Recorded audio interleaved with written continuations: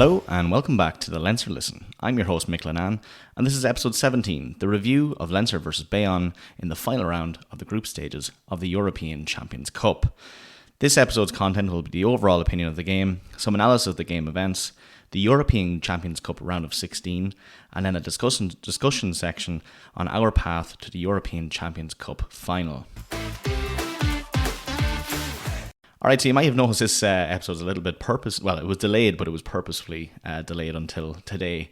That was actually just to let out all the matches play out in the European Champions Cup to kind of get the determination of that round 16 setup and also the path to the final. And we'll discuss that later on in this episode. But just get into the actual score that we're focused on today, the Bayonne game. So if you remember, my prediction was a clean sheet for Leinster, so 0-21 to Leinster. And as I always say, thank God I'm not a betting man, because the actual score was 13-22. We did only let them in there for one try, so there wasn't a 2-try score there. Most of that score came from penalties, but I'm still obviously wrong there. But yeah, one lucky line break broke my prediction. The overall opinion there, yeah, first half was iffy. I think it really took us until the second half for a lot of the players to come out and shine a bit. It kind of looked like we weren't really too under pressure, I suppose, but it kind of looked like we needed a bit of oomph coming out there. But look, second half was very good. A lot of the players coming off the bench were, huge impacts there, the likes of Dan Sheehan and Big Joe McCarthy. It's great to have those folks on the bench for those second halves when we need to step up. But look, they came into their own. The kicking and the lineouts were the highlight of this game, I think. Harry Byrne kicking for a fullback-esque Prendergast in that game as well. It was electric. The lineouts and the kicking was just, you couldn't fault them. We actually had 15 clean breaks there, so realistically probably should have got more on the board. We had like 498 metres made. So, but look, a win is a win. As I say, an ugly win is still an ugly win. And look, we also, secured a top place in the group stages there. So, that's, you couldn't really fault too much going on there. Going into some of the, the actual parts of the game there, the scrums, they were perfect. We had 100% win rate on our own scrums. So there you go. That's what you want. You want to see your front pack doing that for the scrums. And especially considering actually Tadhg Furlong went off very early for a very tight calf injury. So, you had to see Clarkson come on there and play pretty much a full game of rugby, which he didn't expect to. So fair play to him there. He did well. Jack Boyle, though, fantastic in that scrum. Very good. Porter definitely needs some competition, and it's very looking likely now that he does have some strong competition in that scrum. So look, that can only be a benefit for us. Straight over then to the lineouts. Exceptional. James Ryan was the man. He was brilliant. Obviously lineouts are a forward pack effort. It's not just the lad that's being lifted. But look, he did a fantastic job. Ryan was unreal. Kelleher there was pinpoint accurate. Great throws. I think obviously the communication has obviously improved, because that was what we were lacking the last time. Like the throws were looking very solid, but it seemed that the lifters were either going a little bit too off the mark or it was just going overhead. So communications obviously improved there, and look, that you'll love to see it. That's what we want. We actually stole a line out at the end as well. So look, fantastic. Defence was definitely much more improved as well from La Rochelle, and I know a lot of people were saying that I came out kind of defending the La Rochelle defence, and it doesn't really make sense in the sense of we had so many clean breaks against us. But look, they obviously stepped up here. They knew what was needed to be done. And look, obviously Bayonne they're not nearly as competitive side as La Rochelle, but still, you have to say that we stepped up there. I think our tackle success rate in the La Rochelle game was about 62%. It could have been even less, actually. I'll have to double check that. But just gone by Saturday there, it was 80%. So, huge improvement there straight away. We're making those tackles. We're trying to stop those clean breaks. They only actually had one clean break, and that ended up being the try that they got. So, look, fantastic there. I know Kelleher and Max Deegan, they might have fallen off a few tackles, probably brought that tackle rate down a little bit, but we were able to improvise there and make sure we had a solid defence. Attack was fantastic. As I said, I do think we should have scored more, and I know we got two disallowed tries, and they were fantastic plays in the attack. Like you couldn't really fault the passing there was fantastic. The looping plays, there were just a couple of Sexton plays there, where you're passing on the inside and running back through again. So that was fantastic. Plenty of other chances there, as I said. I think we had 15 clean breaks, 498 metres made. You're talking about 24 defenders beaten. That was all coupled with, again, what I said was that one of the highlights was the kicking game. We had 4 retained kicks. So that's fantastic. That means we're winning the air as well. And, if we can keep that up, if we can just keep that momentum going, I think we have a huge chance now coming into the round of 16. We should have put more on the board, obviously. I said that already. But in comparison there, just if we could just go to Bordeaux, who obviously had like a huge win there. They had 5 clean breaks, 29 defenders beaten, and they put 4 tries on the board. So we had an awful lot more clean breaks. Yeah, technically 2 of our tries got disallowed, but, that was handling errors. But look, we probably should have put way more ahead of Bayonne. But look, it was the conditions weren't great. We're obviously away, so that's another factor there. So look, they did well. I suppose you could probably not putting more down there, probably to JJ Kenny and Tommy O'Brien, probably not having their best games. And Tommy O'Brien, it was taken off very early into the second half with an injury there as well. So, yeah, look, I think honestly the attack was very solid. I couldn't really fault it too much. If we didn't have those handling errors, we were talking, 4 or 5, maybe even potentially 6 tries there. So yeah, not too bad. So notable players there, you probably have heard me going on about him, but James Ryan, yeah, look, integral in the line-out. Made most of his tackles as well. Like he's definitely brought that tackle success rate up to that 80%. He had some fantastic carries. He definitely made up for a few games where he might have been a little bit lacking or got himself a yellow card. Obviously, the discipline has come back in for him, and that was his 50th cap for a European Champions Cup game. So, for fair play to him, I couldn't fault him. He was great. I thought he would have got the man of the match. He ended up not getting it, but look, he was definitely my number 2 there. I can't actually go by this game. I know we normally do notable players or just Leinster players, but you have to say Joris Sagons, their number 10. My God. Like I mentioned in the preview, how that man actually has the most points scored in the top 14, and it makes sense. He is so dangerously accurate. He actually scored one, and if you're watching it from the halfway line, and it still had legs to go a little bit further. Like it wasn't one where it nearly hit the post coming down or the crossbar coming down.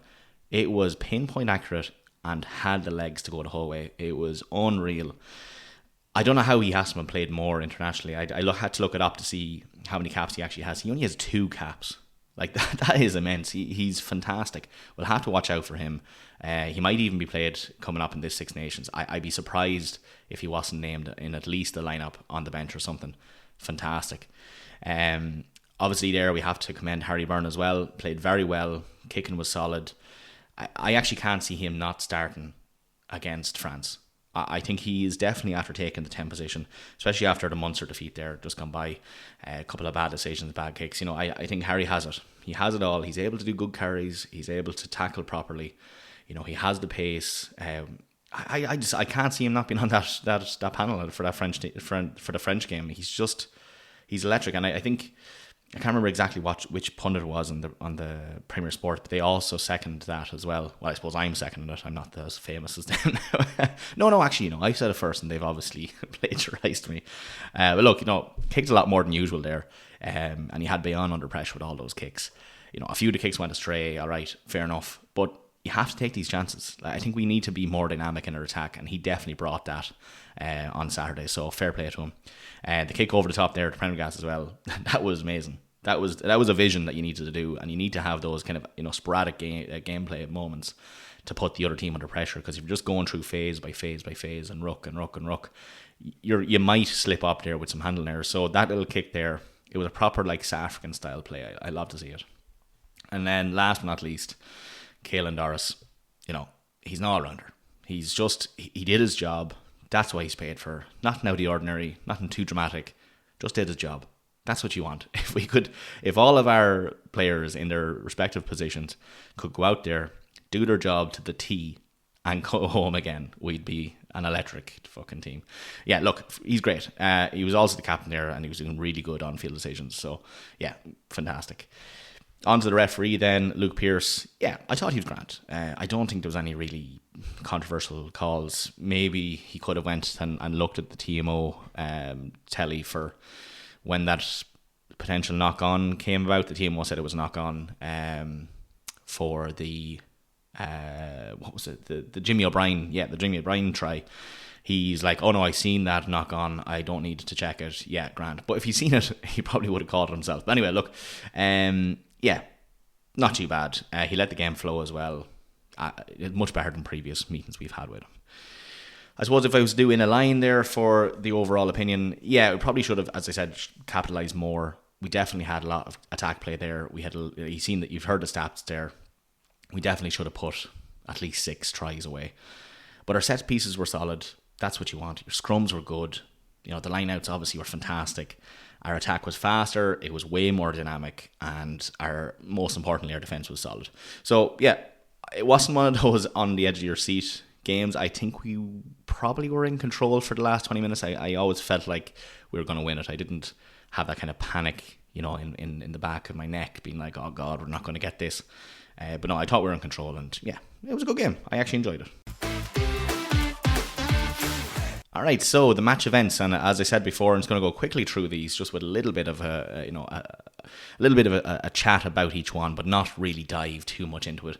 We don't want to be, you know, if we've watched the game, we don't want to be going through every single kick and fall and everything through it. So anyway, starting straight off into it, the 14th minute there, we had a try for Bayonne, Sorelli McCalla. That actually came from a line out just outside our 10 metres. Yeah, and look, it was a good line out. It was passed out quick. There was a gap made there by Harry Byrne. He flew up there trying to get that tackle made, but it just went past him with a pass, and he kind of overlapped with Robbie Henshaw. Robbie Henshaw made a slight little gap there, and look, it was just enough for their number 11 to go straight up inside our 22, and he had McCalla on his inside shoulder. Yeah, way too easy. Look, it was one of those moments where I was like, oh God, here we go. Is it going to be those line breaks from La Rochelle again? But no, I think it was just, you know, the once-off kind of thing there. And maybe Jimmy O'Brien might have been just a little bit off his mark there, where he should have been. He had to come really deep from the other wing. Look, a bit too easy. But anyway, that was converted right under the post. Easy for Joris Sigons. So that brought the score to 7-0. 20th minute then, we actually got a penalty. Harry Byrne sinked that over just underneath the post as well. That brought the score to 7-3. 23rd minute then, 3 minutes later, we actually gave away a penalty to Bayonne. It was actually inside his own half. You know, it was crazy. I think it was actually I don't know who it was exactly, but it was just a very silly hands in the ruck situation there, and inside his own half. And that's what I was talking about earlier on. He sinked it. Fantastic kick. So fair play to Joris Gons. That brought the score to 10-3, and that was actually the halftime score as well. 10-3. 49th minute then, there was actually a yellow card for Bayonne. Herschel Janschis. Everyone knows that player there as well, in fairness to him. He's an international player, but it was deep into their own half. We had a line out, came down, and we're past. It was Josh van der Veer passed it out to Dan Sheehan, and there was a deliberate knock on by Janschis there, and he got a yellow card for that. And honestly, I think if Dan had the space to go, I think he probably would have got fairly deep into it, and it probably was a potential try situation there. So yeah, definitely on the ball there by Luke Pearce to give him a yellow card. So he was off for 10. We did actually capitalise inside that 10 minutes. So we got a try in the 55th minute. That was by Dan Sheehan. So massive carry by Prendergast there. It was fantastic. He soaked in the tacklers with a dummy pass. Brilliant. I think it took 2 to take him down because they were actually panicking that he'd go through the middle of them. And he'd done a huge sweep, and kind of like, it wasn't an offload, but it was kind of a pass on his way down out to Jimmy O'Brien, and they had to go back and check it to see if it was it was a little bit forward. It wasn't. It was very flat now, in fairness, and it was quite high, so Jimmy had to kind of jump up for it. But Jimmy does a fantastic carry there. He floats kind of inward then, staying away from the wing, soaks in the tackler there, and offloads it to Dan Sheehan at pace, and there was no one there to stop him. So fantastic try. The setup there was just crisp. That was perfectly converted then by Harry Byrne, bring the score even then to 10-10. Didn't have to wait too long then. 59th minute, we actually gave away a penalty to Bayonne. Joris Sigons then sinks that over, of course. I think we gave away that because Big Joe was never onside after the ball slipped out in the ruck. he had every right to grab it if he was back onside, but he wasn't. And look, Sagan's absolutely sinks that as well. Perfect. You couldn't fault him. So that brought the score down to 13-10. 61st minute then, we actually got a disallowed try. An absolute mad run by Prendergast. He was actually good pace on him, in fairness to him. He runs up. I think he just gets outside the 22 and he is just about to get tackled, and he does a grubber kick and it just bounces absolutely perfectly out to the wing for Jimmy O'Brien. Pops up, grabs it, goes over the line. But unfortunately, that was actually disallowed for a knock on. So that's one of that's one of the calls that Luke Pearce said, I don't need to see it. I've seen the knock on. So yeah, no try. So anyway, score then still 13-10. 73rd minute, a try for Leinster. This was the one that I was talking about with Harry Byrne. And look, there was nothing going on for us. We'd no advantage. We're going through the phase play, and we kind of got brought back a little bit. And I think, Harry kind of gave a nod to JJ Kenny, and Sam obviously seen that as well. So Harry Byrne does this like looping kick over the last few defenders there, just inside, like underneath the posts. Obviously, the two defenders turn around to chase. JJ Kenny's there, applying huge pressure on those to kind of get the ball.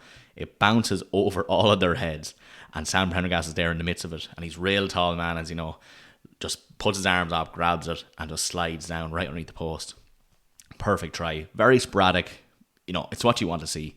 Harry Byrne really had the cojones there to kick that, because if it went wrong, we were 73rd minute and he's after throwing away the ball, but it ended up brilliant, and because it was right underneath the post, perfectly converted then by Harry Byrne.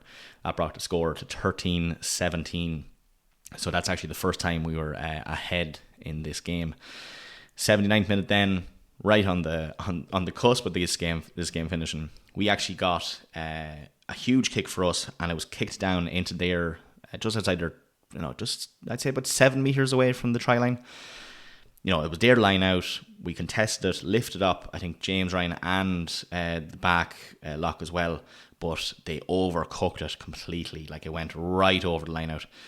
Dan Sheehan was just there perfectly, could see it coming, catches it, and he runs about 4 meters and just slides along the ground, and he's about a meter out, and Jamison Gibson Park is on it like a rocket, sends it quickly out to Max Deegan, and there's no one there to stop him. Absolutely perfect. So that brought the score to 13-22, because unfortunately Harry Byrne missed that one. But that was it. Full-time score, 13 points, 22 points. Man of the match there was actually Max Deegan. Fair play to him, he deserves it. He took a clean hit coming down off the line out to the face, and his mouth was just completely bloodied. I think it was Jack Boyle's big forehead now. Sorry, Jack, but he nearly took our main man out there. But look, he persisted on, had a great game. I think he fell off maybe 1 or 2 tackles. He couldn't really blame for that. But yeah, fantastic. Got a try for himself as well. So great game. Match events were, I suppose looking at it like that, it seems very drawn out. But we did have a huge foothold in that game, and we looked very competitive the whole way through. Yeah, so final score 13-22. Alright, so very quickly here, I'll go through the pool 3 positions just to kind of show what it finished out on. So the pool 3 positions there was Leinster retaining the top position. We actually got that 4 wins out of 4 with 18 points. And next then is Stormers with 14 points. They were in second. Harlequins with 11 points in third. Leicester Tigers with 6 points in fourth, and La Rochelle finished fifth. They're losing out on score difference to Leicester, so they really should have put a few more points. I know they still lost by Harlequins, but if they didn't lose by as much, they would have got just ahead of Leicester Tigers. So a huge defeat for them, and they are now out of the Champions Cup alongside Bayonne. They will obviously get seeded into the Challenge Cup there to play their games, but they are gone. Another notable mention who's gone out of the Champions Cup there is also Munster, who butchered their last game. And commiserations to all the Munster supporters who actually have no one to support now, since Munster and La Rochelle are gone. The next game we have is Leinster versus Connacht URC, starting on Saturday 24th of January at 5:30. That's in the Dexcom Stadium, and that is the official reopening of that new stand as well, so it should be a very cool game to go to. If you haven't tickets ready, I do believe that is sold out, so we'll have to kind of watch that on the telly if you're not going already. Alright, so the discussion point then. Yeah, it's our path to the Champions Cup final, and it's kind of why I left this episode to today, and it's looking all right, I must say. So we have obviously secured home advantage in the round of 16 versus Edinburgh. and that will be played in the first weekend of April. So chances are, obviously, we won't have our full strength because of the Six Nations. They'll still be resting after that. But obviously, Edinburgh will also be missing some of their team for that. But I do think we'll be missing an awful lot more, obviously, because we tend to lose an awful lot more players to that. And I don't think, even just reading their team sheet, I don't think they've too many internationals playing that. I think a lot of the Scottish internationals play in the English Premiership. But still, regardless, we haven't faced them this year in the URC. We're actually playing them on the 31st of January, so just the end of this month. So that'll be interesting, because I'd say we'll already have let all the players go to the Six Nations camp by then. So we actually might see a near exact lineup, if we don't obviously get any other injuries, but an exact lineup of that round 16 game that we will play in April. So yeah, it's a funny one. Edinburgh aren't looking fantastic. They're very low down the URC table at the moment. I do think we should beat them. We've obviously home advantage there as well, so that's great. If we beat them, then we're looking at the winners of Harlequins versus Sale Sharks, and yeah, that's going to be an interesting one. We'll still get home advantage for them. That will be the quarterfinal, and they'll be played in either the 10th, 11th, or 12th of April. I would imagine we'd want the ideal scenario there being Harlequins. We know we've played them before. We played them recently. Okay, obviously the time we played them, they didn't even send their proper team over. But I think we kind of know their style of play. We know how they function. And I think if we're playing them at home, we actually might have a much better game there. And look, they're both fairly underperforming teams in the English Premiership at the moment. So, yeah. I for myself, I think I'd want to get Harlequins there. It's the the better the devil you know than the devil you don't there in that situation. Anyway, if we beat them, following on this path, then we will actually meet in the semi-final either Glasgow Warriors away, because they have actually seeded the top. I think it's the top spot they're number 2 spot overall in the Champions Cup. So we'll have Glasgow Warriors away, we'll have Toulon away, we'll have Stormers at home, or we'll have Bulls at home. And look, there are 4 fantastic teams there. That'll be played in the 1st, 2nd, or 3rd of May. So we might end up getting a good bit back from the Six Nations if we haven't picked up a big list of injuries. But it's not a bad run up. In terms of coming to the point where we get to the final there in Bilbao, that isn't exactly a bad run. I do think we'd have every opportunity to beat those other 4 teams. I'd say maybe Toulon or Glasgow Warriors, they're on form currently. So yeah, it's interesting. I think I'd want the home advantage. So, if we got the South African teams there, Stormers or Bulls, we know how they play as well. We played them for years now in the URC. So that's probably the most ideal situation. But look, getting to that point at all would be fantastic. Obviously we all want to get to the final, but it's every week you focus on the week at hand, you focus at the game at hand. The next game, you get over that one, then on to the next game. So look, we're looking at Edinburgh. We're not going to underplay them here. We will be a little bit under pressure in terms of numbers and injuries and Six Nations resting players there as well. But look, it's not a bad one up. Not a bad one. Then I suppose looking over to the other side, so exactly who we might meet in the final, you have Bordeaux versus Leicester and Toulouse versus Bristol Bears. So that's the one section there where you'll see the first quarterfinal being seeded. And then you have Bath versus Saracens, and then Northampton Saints versus Castries on the other kind of side of that quarterfinal. So realistically, you're probably expecting to see Bordeaux or Toulouse versus Bath or Northampton, I think. But look, an exciting semi-final setup there. That'll be electric rugby. It'll be fantastic to watch. Hopefully, don't see too many injuries from the Six Nations. I'd hate for us to have a point in time where if we didn't have X or Y injured, we would definitely would have beat them. Or if we didn't have these lads resting up after Six Nations, or we would have had a better chance. I don't want to hear that. I don't want that to happen. I just want to go out there and we just do our best and see what happens. The end of the Six Nations to the final in Bilbao is actually only 2 months. So realistically, even if you got someone injured who had to take 4 weeks out, they would have very little time to get the training sessions back in and the team cohesion, the tactics there. So realistically, look, I think we expect it now. We know we're going to have a lot of people missing, and we just do our best to make sure that second team is fit, ready, plays together, back up and ready to go. So yeah, look, fantastic there that we have that setup ready, and we can expect what's coming up now. So yeah, looking forward to it though. Not too long away now. Alright, so just a note there, the Wolfhounds were playing Brighton Thunder there this week as well in the women's Celtic Challenge. They absolutely destroyed them. They done a clean sheet on them. Fantastic game. You can expect a dedicated episode midweek for that this week, and I'll get that out as soon as I can. Again, if you haven't followed us on social media, please do. Get your comments in. I'd love to hear them. I've gotten a good bit of engagement from folks there, so thanks already to the folks who have commented and gotten in touch. And if you get in touch, I'll give you another shout out in the next one. So please do get in touch. And yeah, as always, thanks for listening, folks.